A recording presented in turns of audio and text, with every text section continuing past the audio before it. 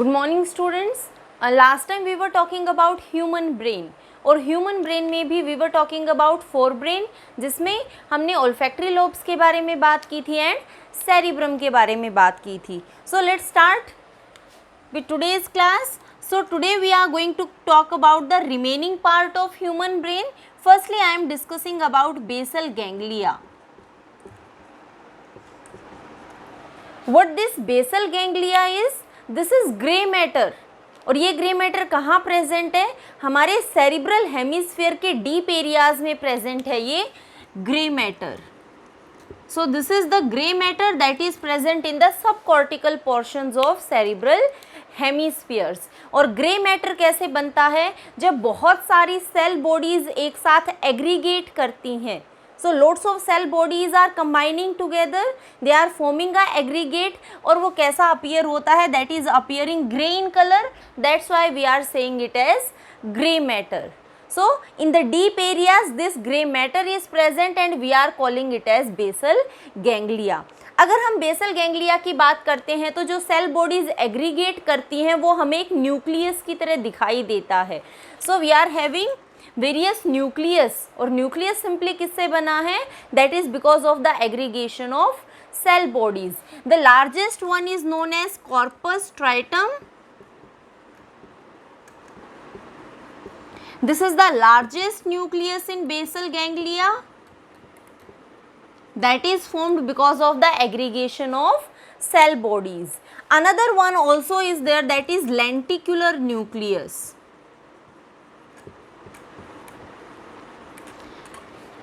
ये दोनों ही कैसे बनते हैं? सेल बॉडीज के एग्रीगेशन की वजह से बनते हैं.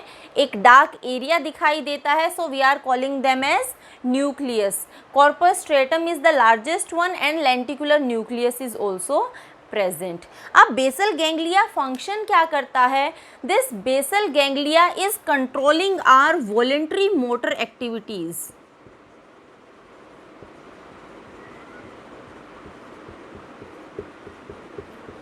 जितनी भी मोटर एक्टिविटीज़ हम अपने विश के अकॉर्डिंग करते हैं उन सबको कौन कंट्रोल करता है? Basal ganglia. I am moving my hand, I am talking, I am moving, I am locomoting from one place to another place. So all these things are controlled by this basal ganglia. Are reflex actions are also controlled by the basal ganglia. These are also going to control our reflexes. Plus another function is it is helping in arousal mechanism.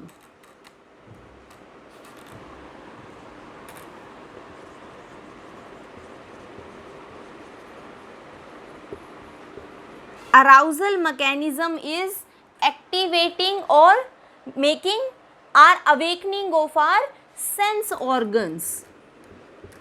हमारी sense organs की awakening में help करता है ये basal ganglia. और अगर इस basal ganglia में कोई भी प्रॉब्लम आती है, it is leading to various diseases. For example Parkinson's disease. और इन डिजीजेज में मोस्टली कौन से फंक्शंस अफेक्ट होते हैं? हमारी वॉलेंट्री मोटर एक्टिविटीज़ अफेक्ट होती हैं. So if I am losing my voluntary motor activities then I am losing the control on the movement of my limbs.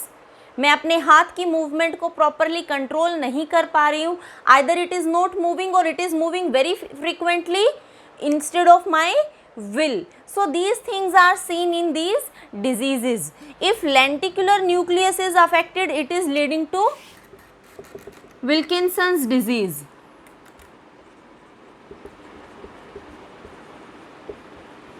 So these diseases are basically related to our motor activities, voluntary motor activities. इनको हम अपने according control नहीं कर पाते हैं अगर हमारा basal ganglia affect होता है. So just remember basal ganglia क्या है? इट इज़ ग्रे मैटर जो कि बहुत सारी सेल बॉडीज़ के एग्रीगेशन की वजह से बना है and it is having two large nuclei जो कि हमें विजिबल होते हैं, that is corpus striatum and lenticular nucleus. ये हमारी बॉडी की वॉलेंट्री मोटर एक्टिविटीज़ को कंट्रोल करता है, रिफ्लेक्स एक्शंस को कंट्रोल करता है और हमारी सेंस ऑर्गन्स की अवेकनिंग में हेल्प करता है। अगर बेसल गैंग्लिया अफेक्ट होते हैं तो हमारा कंट्रोल हट जाता है हमारी मोटर एक्टिविटीज से, that is leading to Parkinson's disease and Wilkins disease. So this is about basal ganglia. That is also a part of forebrain. So last part of forebrain is, up to here we have talked about two parts of forebrain, that is olfactory lobes and second one is cerebrum. The third part of our forebrain is diencephalon.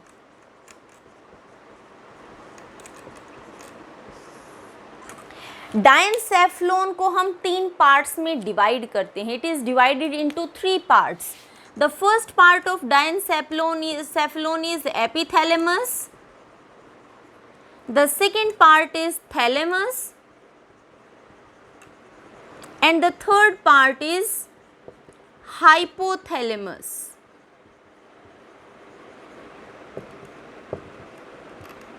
Let's understand these 3 parts with the help of a very simple diagram. Where thalamus is present, thalamus diencephalon के roof की तरह act करता है, means it is going to present on the top just like the roof. Hypothalamus कहाँ present होगा? ये base की तरह फंक्शन करता है, that means it is going to be present on the lower side. और जो मिडल रीजन पड़ेगा that will be the thalamus. So just remember, hypothalamus is the roof of diencephalon, hypothalamus is the base of diencephalon, and in between thalamus is present. So if I show in a diagram, this is the epithalamus, this is the hypothalamus, and the middle region will be having the thalamus portion. So let's talk about them one by one. If I talk about the epithalamus, this epithalamus is not the no nervous part, it is non-nervous. और सिर्फ ये किससे बना है? It is only having the pia mater. We talked about 3 meninges, pia mater, arachnoid and dura mater. So जो सिर्फ अंदर वाली meninges है, that is pia mater, that is only going to form the hypothalamus. इस hypothalamus का जो anterior portion present होता है, that portion is present in folded form. This is the anterior most portion of epithalamus और ये इस तरीके से फोल्डेड फॉर्म में प्रेजेंट होता है. This portion is known as anterior choroid प्लक्सस.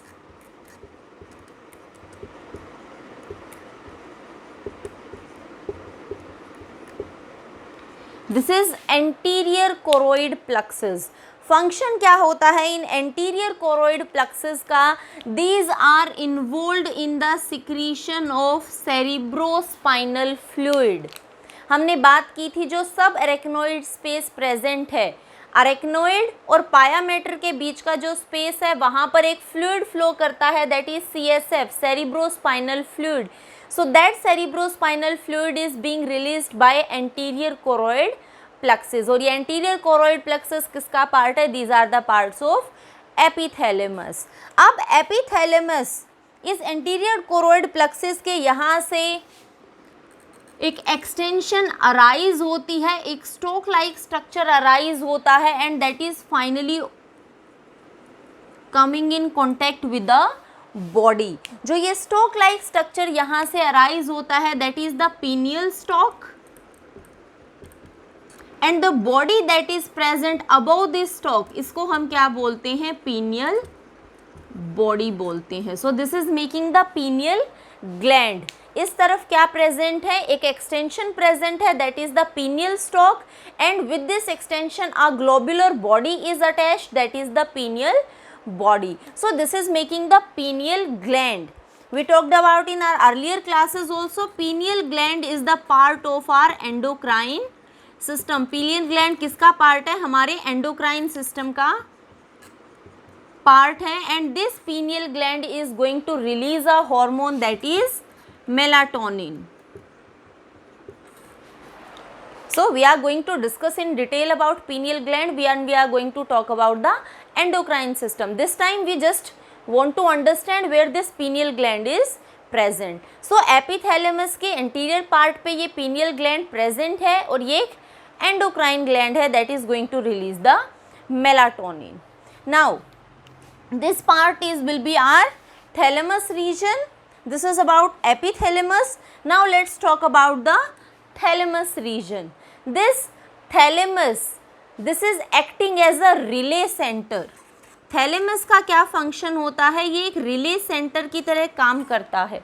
जितनी भी इंफॉर्मेशन हमारे स्पाइनल कॉर्ड के पास आई है, that information will be conveyed to the cerebrum with the help of this thalamus. और वी कैन सिंपली से कि थैलेमस इंफॉर्मेशन को कन्वे करने का काम करता है ब्रेन और स्पाइनल कॉर्ड के बीच में. Plus it is also conveying the information between different parts of brain, whether it is cerebrum to cerebellum or cerebellum to cerebrum. So जो डिफरेंट ब्रेन के पार्ट्स हैं उनके बीच में भी इंफॉर्मेशन को कन्वे करने का काम कौन करता है? थैलेमस करता है. जब हम बेस की तरफ मूव करते हैं, the base is hypothalamus. This is our epithalamus.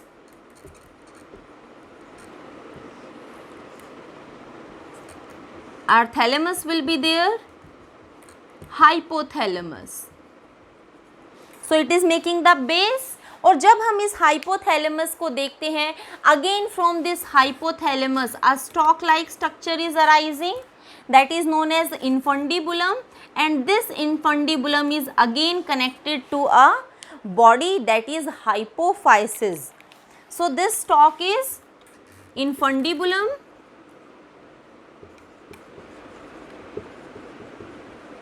and this is hypophysis.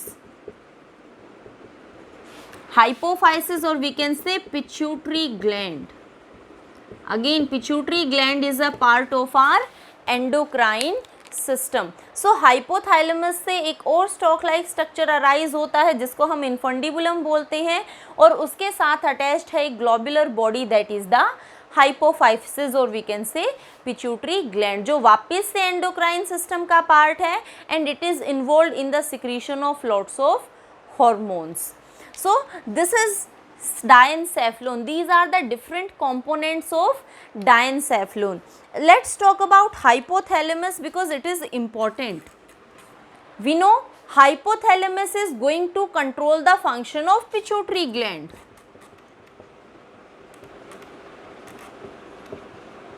Hypothalamus pituitary gland के फंक्शन को कंट्रोल करती है, whether it is eight the time of puberty in the secretion of FSH and LH. हमने 10th class में reproductive system वाले chapter में पढ़ा था that hypothalamus is going to stimulate pituitary gland at the time of puberty, और उसके बाद pituitary secrete करना स्टार्ट करती है FSH and LH, and these FSH and LH are responsible for the activation of functioning of reproductive systems. So this is how hypothalamus is functioning. Other than this hypothalamus, it is a link between, connection between our nervous system and endocrine system. ये connection का काम करती है between our nervous system and endocrine system. So it is going to connect our nervous system with our endocrine system. This hypothalamus is also important in regulating our temperature, our body temperature. So it is functioning as a thermoregulator. It is or also known as thermostat. Why it is known as thermostat? Because it is involved in maintaining our normal body temperature. इन सब functions के अलावा it is also acting as a regulatory center for various things like thirst, hunger. So other than maintaining our body temperature, it is also regulating our thirst, hunger, plus functioning as a, you can say, master gland over the pituitary gland to control the activities or hormone level in our body. So this is how hypothalamus is very much important. अगर हम इस portion की बात करते हैं तो जो optic nerves आती हैं, these optic nerves over here they are going to form a cross. Optic, दो ऑप्टिक नर्व्स यहाँ से जब इमर्ज होती हैं वो एक क्रॉस बनाती हैं and this is known as optic chiasma. So this is how we can see our diencephalon. Diencephalon के तीन पार्ट्स हैं. एपिथैलेमस जो रूफ बनाता है डायनसेफ्लोन का, जिसका इंटीरियर पार्ट कर्व्ड है और यू कैन से फोल्डेड है, that is anterior choroid plexus जो CSF सिक्रीट करने में इंक्लूडेड होता है. This is the pineal stalk जिसके ऊपर पीनियल बॉडी अटैच्ड है, that is a part of endocrine system. यहाँ पर जो ऑप्टिक नर्व्स आती हैं they are going to form a cross X-like structure that is the optic chiasma. जो base present है, here the thalamus is present और thalamus act करता है एक रिले सेंटर की तरह. ये इंफॉर्मेशन को फिल्टर आउट करता है, जो अननेसेसरी इंफॉर्मेशन है उसको ब्रेन तक नहीं जाने देता है. So it is, you can say, decreasing the load of our brain, plus it is passing the information in different parts of the brain. The base is hypothalamus. Hypothalamus के साथ वापस से एक स्टॉक अटैच्ड है, that is the infundibulum, और यहाँ पर attached है hypophysis, that is our pituitary gland, जो वापस से किसका पार्ट बनती है, एंडोक्राइन सिस्टम का. And this hypothalamus is directly regulating the functioning of pituitary gland. So this is how we have talked about the all the parts of our forebrain that were including our olfactory lobes, cerebrum, and this last one was diencephalon. So we have completed our forebrain. Next comes our midbrain. The second part of our brain is midbrain, or we also call it as mesencephalon. Midbrain को हम दो parts में divide करते हैं. The one first part of midbrain is corpora quadrigemina,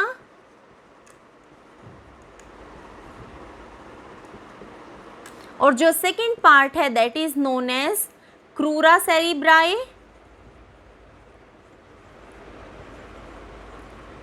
और peduncles. So these are two parts of our midbrain. When we talk about corpora quadrigemina, सो जो mid brain का upper surface है वहाँ पर हमें दो प्रोट्रूजन्स दिखाई देते हैं, दो बल्जिंग्स दिखाई देती हैं. They are in pairs. Bulge कैसे प्रेजेंट होते हैं, पेयर्स में प्रेजेंट होते हैं. We are going to see two bulge on the upper side and two bulge on the lower side. So two pair of bulges are present.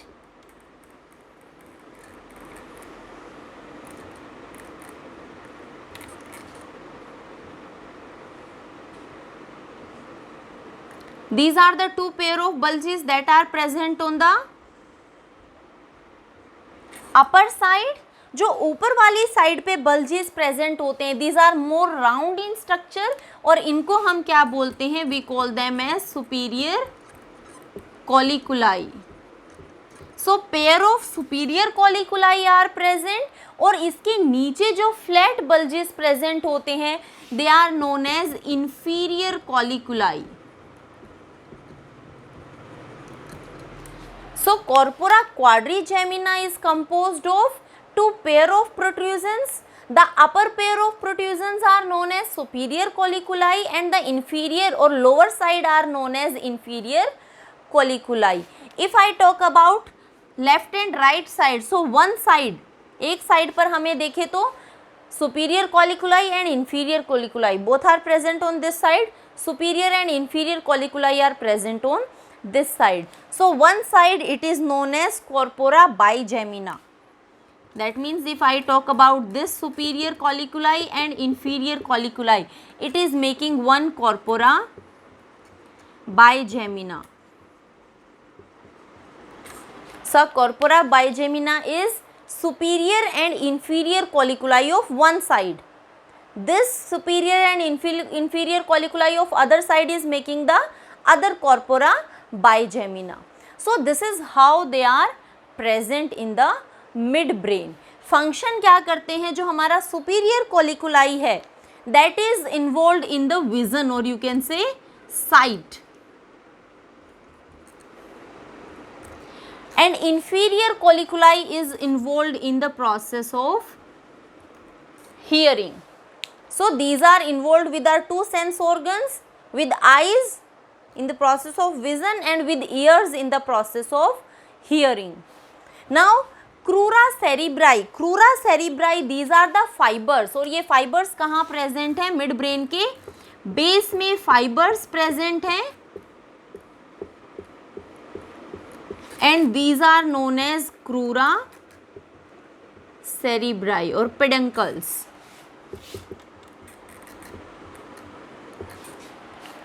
So what crura cerebri is?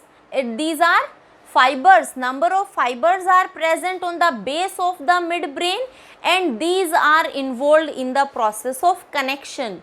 That means they are connecting our forebrain with our hindbrain. So it is a source of connection. So midbrain is acting as a connection between our forebrain and the hindbrain. So these are the parts of midbrain. I am revising it again. In midbrain we are having two parts, corpora quadrigemina and crura cerebri. जब हम corpora quadrigemina की बात करते हैं तो यहाँ पर हमें दो पेयर ऑफ प्रोट्रूजन्स मिलते हैं. जो अपर वाले हैं we are calling it as superior colliculi और जो हमारी साइट के साथ इन्वॉल्व होते हैं. जो लोअर वन है we are calling them as inferior colliculi and that are involve in hearing. इनके बिल्कुल नीचे क्रूरा सेरिब्राई प्रेजेंट है. दीज आर फाइबर्स और जो कनेक्शन का काम करते हैं, हमारे फोर ब्रेन को हैंड ब्रेन के साथ कनेक्ट करते हैं. So this is how our midbrain is present. And the last part of our brain is our hindbrain, that is rhombencephalon. That is our hind brain. When we are talking about our hind brain, हमारे hind brain को हम 3 parts में divide करते हैं. We are going to talk about 3 things. The first thing is cerebellum.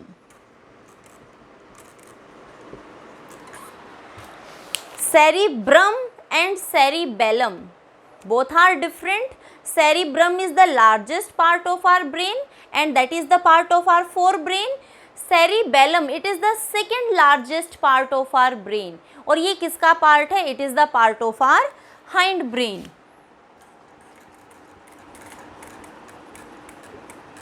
So it is the second largest part. If we see the structure of cerebellum, cerebellum का structure अगर हम देखें तो it is divided into 3 parts. We are going to see 2 lateral hemispheres. These are 2 cerebellar hemispheres.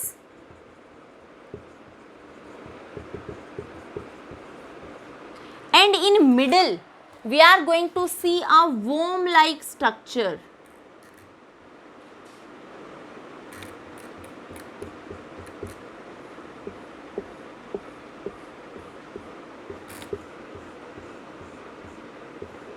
That is known as vermis.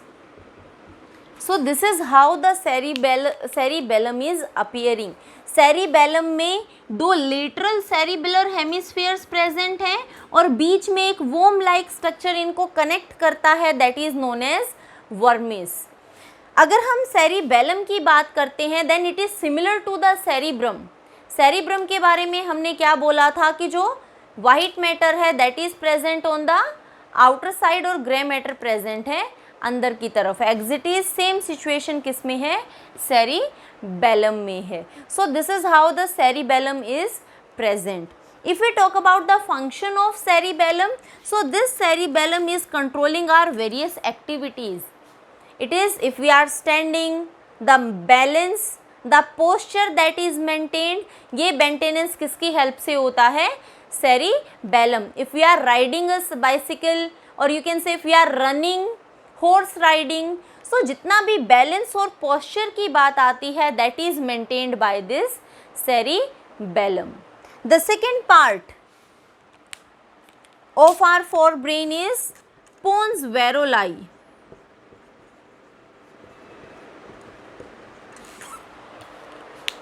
Just in front of the cerebellum, cerebellum के बिल्कुल सामने present होता है पोन्स वेरोलाई, जो किससे मिलके बना है? Basically it is made up of nerve fibres. बहुत सारे नर्व फाइबर्स से मिलके बना है pons varolii and it is lying just in front of the cerebellum. In last we are going to discuss a complete diagram. After discussing these parts, then we will see how these different components are arranged in respective to each other. So it is made up of nerve fibers. और जब हमने respiratory system पढ़ा था, then we said that this pons varoli is having the control center for our respiration. So it is having the pneumotaxic centre. और ये pneumotaxic centre किस में involve है? This is involve in the regulation of our respiratory system. So our inhalation will be regulated by this pons varoli, plus this pons varoli is helping in transferring the information from cerebrum to cerebellum and from cerebellum to cerebrum. Pons varolii के बिल्कुल नीचे start होता है hindbrain का third part, that is medulla oblongata.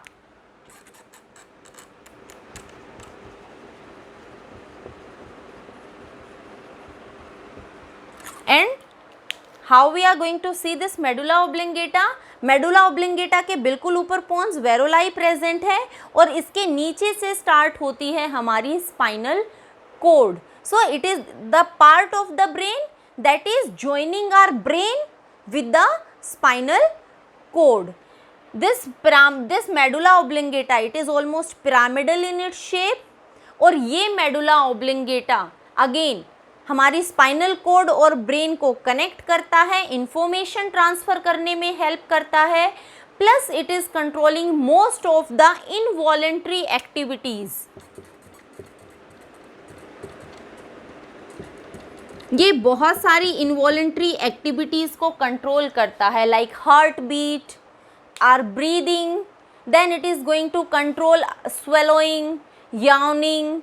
So different type of involuntary activities are controlled by medulla oblongata. So these are the parts of our brain, that is including our forebrain, midbrain and hindbrain. So let's see all these things in one single diagram to see their presence.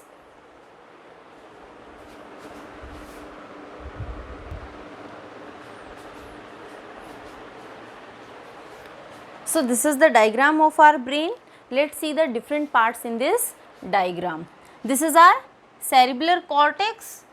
We are going to talk about this portion, that is our corpus callosum, जो दो हेमीस्फीयर्स को bundle of nerve fibres connect करते हैं, that is the corpus callosum. Now we said that anteriorly जो corpus callosum में curve present होता है, that is the जेनु, और पोस्टीरियर साइड में जो कर्व प्रेजेंट है, दैट इज स्प्लेनम, और यहाँ पर एक एक्सटेंशन प्रेजेंट है, that is fornix. So these are part of this corpus callosum. This is the bundle of nerve fibres. Now if we say this portion of this bundle of nerve fibres, तो यहाँ पर हमने जो components पढ़े, how we are going to locate them, यहाँ पर बनता है हमारा ऑप्टिक काइज्मा. दो ऑप्टिक नर्व के क्रॉसिंग की वजह से ऑप्टिक काइज्मा बनता है. फिर यहाँ पर जो स्टॉक लाइक स्ट्रक्चर अराइज हो रहा है, ये इन्फंडिबुलम है, and this infundibulum is leading to a body, that is our hypophysis. It is our pituitary gland. This is the pituitary gland. If we see the back portion, अगर हम pituitary gland के infundibulum के पीछे की तरफ move करते हैं, तो यहाँ पर mammillary bodies present होती हैं. These are rounded nipple like structures, that are they are known as mammillary body. They are present behind this hypophysis. Now let's talk about this portion. This curved portion which I have shown over here, this is our anterior colloid plexus. Anterior colloid plexus. और यहाँ पर this small body that is visible, that is the pineal body, that we have already shown, and this is the part of our midbrain. This is the colliculi, and over here we can see the intermediate mass of thalamus. Mass of thalamus. This is thalamus. So only this part of midbrain is visible. If we talk about this part, this is our cerebellum. ये हमारा cerebellum है. अगर हम cerebellum का transverse section cut करते हैं, इसको बीच से काटते हैं, then in this transverse section we will see branching. जैसे trees में branching होती है, बिल्कुल वैसे ही जो हमारा white matter है और grey matter है, उसकी branching दिखाई देती है, and this branching is known as arbor vitae. That stands for tree of life. तो अगर इस सेरिबेलम के ट्रांसवर्स सेक्शन को कट करके देखें तो हमें यहाँ ट्री लाइक ब्रांचेस दिखाई देती हैं जो कि वाइट मैटर और ग्रे मैटर की बनी है, and that is known as arbor vitae, that is found in the cerebellum.